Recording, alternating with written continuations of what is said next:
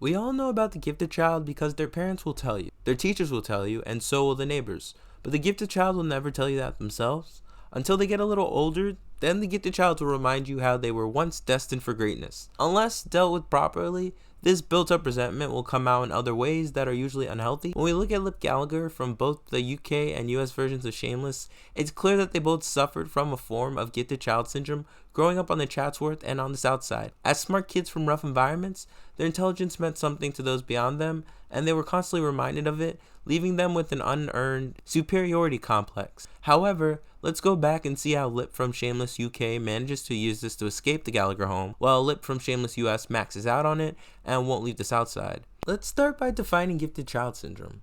It is the after effect for adults that were once labeled gifted children, dealing with issues like burnout and levels of perfectionism. But not being a real medical term, and more of a cultural phenomenon, gifted child syndrome highlights this societal obsession with intellect within late 19th and early 20th century academia, ranging from eugenics to IQ tests.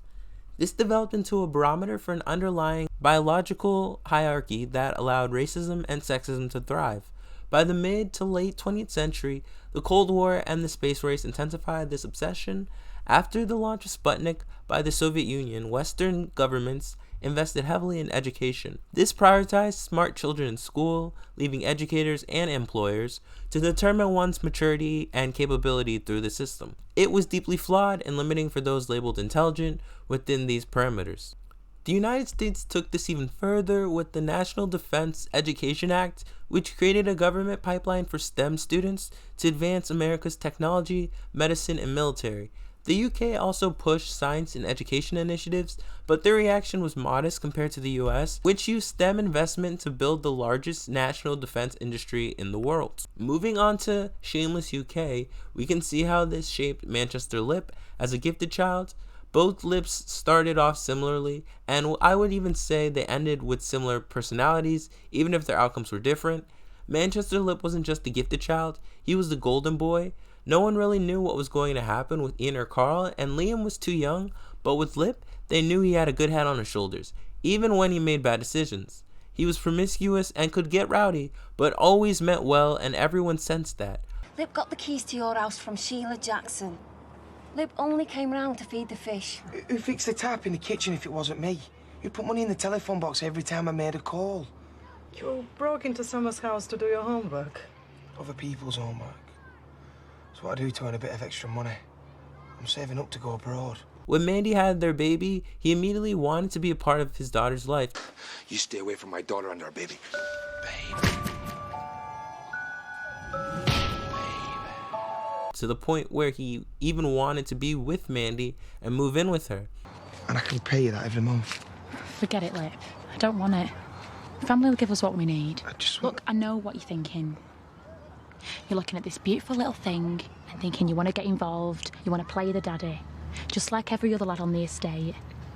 But try finding any of them after a couple of months when the novelty wears off. He had charisma and emotional intelligence that helped him connect with people and made him likable. Manchester Lip wasn't just smart, he had a clear set of morals and stood up for what he believed in. This isn't your phone, where'd you get it? Did Jack give it you? I'm saying nothing until you tell me! So it is some cunt for a phone fucking difference, does it make? You bastard! Come on! You ruined everything, you fucking liar! He's the one that broke into our shop. He wasn't rigid, and throughout the show we see him change as he experiences trauma growing up in poverty. He develops socially, especially in his relationships with Ian and Mandy. Lip learns to understand their experiences. So, you still reckon I've got a problem with gay men then? Yeah, can't get them off you. Listen, I thought you were really great yesterday. What you said to me, Dad. You know, no one ever stands up to him. So, if you want to come round. Instead of Lip deciding to leave the Chatsworth, it's his family and community telling him he's too good to stay. And you? Come here. Some of these are all rejections. So what? You change their minds? All three? Or are you just bullshitting me? Because if you were, we need to talk about this, because I'm feeling a bit left out. I wasn't going to go if I didn't get the money. Which I told him to. Me and all. We all did. When Mandy breaks up with him and ends their long-distance relationship so he can be free at university. It's not about jealousy or blame. It's about what you want. And in your fantasy, there is no me, and there's no Katie. That's not true. How many people at uni know that you've got a daughter? You don't belong here anymore. In Shameless UK, when Fiona left at the end of season 2, Manchester Lip wasn't as impacted because the Gallagher household always had a community supporting them. By the time he left in season 5, the world of Shameless UK had grown enough that Lip wasn't the focal point anymore. Across the pond, Chicago Lip doesn't have the same support. This is one of the main reasons he continuously self-sabotages opportunities that could change his life. By propping Chicago Lip up as the one who will leave, the show isolates him from his community and puts him in a different category, even though he grew up in the same environment. Woodworking, auto repair, welding. Yeah, I'm just trying to learn the skills that can make me a productive member of the working class, Mr. H. You as my guidance counselor should appreciate that. You have any idea what it's like to be a guidance counselor in this shithole? I get one National Merit Scholar every 9 years. So there's not a chance that you're not gonna live up to your goddamn potential. So you're gonna take physics, probability and statistics, advanced chemistry, and you're gonna take the ACT. And you're gonna get into either Yale or Harvard or MIT on a full academic ride. Community exists in Shameless US, but we see how it shifts as the show progresses. And as we know, it's not only nature but nurture that determines life outcomes. With Manchester Lip, the show uses his young fatherhood as his connection to Frank. For Chicago Lip, they use alcoholism instead. Starting to remind me of him. Frank says you're drinking too much. You think that's true? I don't want you to end up like Frank, okay? This already sets him on a different trajectory. The worst we see of Manchester Lip's drinking is being late to pick up his daughter. I said you'd get bored and fuck me over, and you have. We don't need that in our lives, Lip. You're gonna end up like your own fucking dad.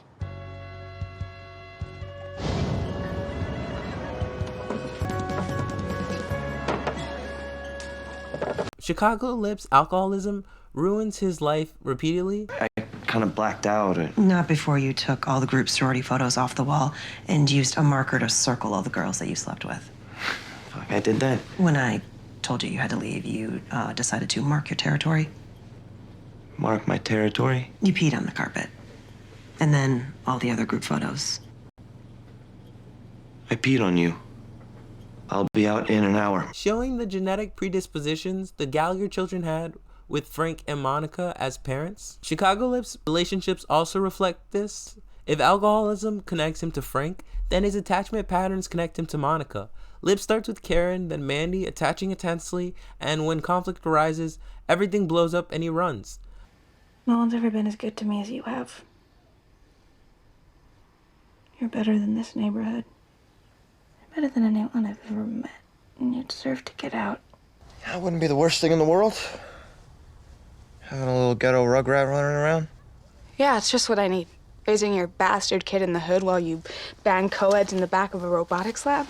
You're quitting? You know how hard I worked to get you in there. And you go. You can't just bail. Drop it, okay? You came to me, asshole. Look, I'm sorry. All right, I felt like shit. Thought this would be fun. Not an interrogation. So what, whenever you feel like shit or want to quit, you figure you can hop on the L and come and knock me up? Watching his mother come and go with her drama explains why Lip does the same. He always has a pattern of dating mothers or mother figures. Chicago Lip dates Sierra, Helene, and Zan's aunt Eddie, who was Zan's last caregiver before Lip took over. Even with Tammy, the only reason they stayed together was because she got pregnant and wanted to keep the baby. What if we're not meant to be together? Can we break up? What if the baby has, like, Down syndrome or something? I'll help you take care of it. I'm gonna die at a young age, so... I'll still be here. Yeah, well, what if you get hit by a bus? All right, look, maybe I will. All right, we don't know what's gonna happen, but if you decide to have this baby, I want to make damn sure it has a father. Chicago Lip wasn't just the victim of genetics. He knew that not growing up middle class meant he would struggle to adapt to a culture that wasn't his. When he went to college, he didn't have the same access or preparation as everyone else did. Oh, 60? That's not bad. I mean, with the curve, it's probably like a B+, right? In what country? All right, settle down. You study for it? Yeah, a few minutes before class. I was up all night. Obviously, your system worked better than mine. Okay, who has read ahead to chapter 7? Right, who can tell me if a large... He was always so negative about the idea of college, and I think that was because he was so comfortable and thrived so much in the environment, you know, in Chicago and with his family and stuff like that, and you know, it was he was a big fish in a small pond, and now he's going out into the real world, and he's realizing he's not, you know, the hot shit that he thought he was, and he actually has to study, you know, for these tests, and he actually has to talk to these girls before he you know, sleeps with them. So yeah, so it's a bit of a rough adjustment when you pick up with Lip in school, but then he kind of starts to get his footing. And as soon as he really begins to start thriving again, you know, all hell breaks loose back at home, and he has to come home and kind of save the day. Even before Fiona officially left, Chicago Lip was already taking care of Liam when she went to jail. When Fiona left for good, Debbie tried to step up, but she and Lip ended up in a constant power struggle for control of the Gallagher household. Chicago Lip pushes away support, looking at how Tammy had family support available to get them out of the South Side. No, in Milwaukee, he'll have no one. Right? I mean, we will have no one. My family. This neighborhood is my support system. You know, I'm worried about my sobriety. I've got a community here. My meetings, Brad, the people in our group, my job. I mean, this place, it's important to me. This is why it makes sense that when they are deciding to sell the house, Lip is the one who wants to take Liam. It's not a random choice. It continues something he had already been trying to do years earlier when Fiona went to jail and he was juggling college with raising his little brother. You know, things have been really crazy for me lately, and I had no idea how stressed out you were about this. But Tammy and I talked, and we want you to come live with us. You do? Yep, and I promise. All right, you don't have to worry anymore, okay? We're gonna find a great house. You're gonna have your own bedroom and I don't know, maybe even your own bathroom. You serious? Yeah, it's a fucking heart attack. In a way, Lip taking Liam again at the end shows that caretaking is more so his calling, but he couldn't see it back then because he was conditioned to be the gifted child who got out. You should get out of here, man. Go back to college, learn something. I'm not going back. What? Well, expelled.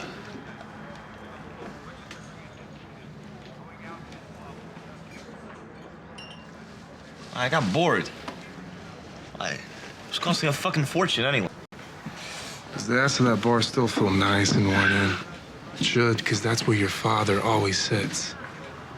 Everyone thought Lip was the family's golden child, but it was actually Liam. Lip was similarly able to see that Liam is the last Gallagher with a real chance at college, and taking him in is Lip's final attempt to protect the future he couldn't have. You know what you haven't been since your old professor ran his car into a house that... What? Depressed. Know why? Because fixing a fellow human's even better than fixing a bike. And by the way, it's how we stay sober.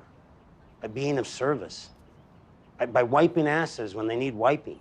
Despite being arrogant and condescending, Chicago Lip believes he is a failure, so he acts like one to protect himself from disappointment. He takes on paternal responsibilities to prove he's not Frank, but each failure pushes him closer to becoming the man he fears. Failing college, relapsing, getting Tammy pregnant, losing his job, and possibly expecting another child all force him into a version of Frank, which represents failing. In Shameless UK, Manchester Lip returns in the final season with his daughter after telling her Frank was being held by the Taliban because he was so ashamed he failed to become someone great. It's not as easy as we thought, being a parent. It's not easy having one either. So he still turned out okay. Yeah, not because of him. Despite. He has got a job. So why is he tapping me up? He doesn't need it more than you. He's a janitor, for God's sake, and you're this big shot architect. Surveyor's assistant. Barely scraped my degree, Karen. I shit myself every time a bill comes through the door, and my daughter dressed like a boy. I'm still fucking there, and I'm doing my best. We know Frank is a selfish bastard, but I don't think you should let him get to you. Look, you are not that kid anymore. You're a man. I did give you something. I gave you fucking freedom and you can't even use it. Because everything you do, every decision you make, it's about me, isn't it? You carry me up here. Yeah, keep fucking walking. I'm with you every single step. This idea of Manchester Lip feeling like a failure at being the gifted child in the last season really demonstrates how, despite going down different paths, both Lips feel like they didn't fulfill their full potential in the end. I should have never have brought her here. Are we really that bad? I'm messing up. Not. She's a great kid. She came here, met our lot, and coped like you did. This is coping. What if I'm getting it all wrong? What about the way she dresses? Is she happy? How do I know if she's happy? Are you happy?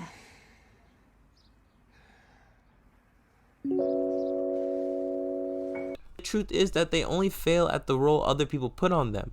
They were never just the gifted kids. They were kids dealing with trauma, poverty, addiction, and the weight of everyone else's expectations. Lip doesn't fail because he becomes Frank.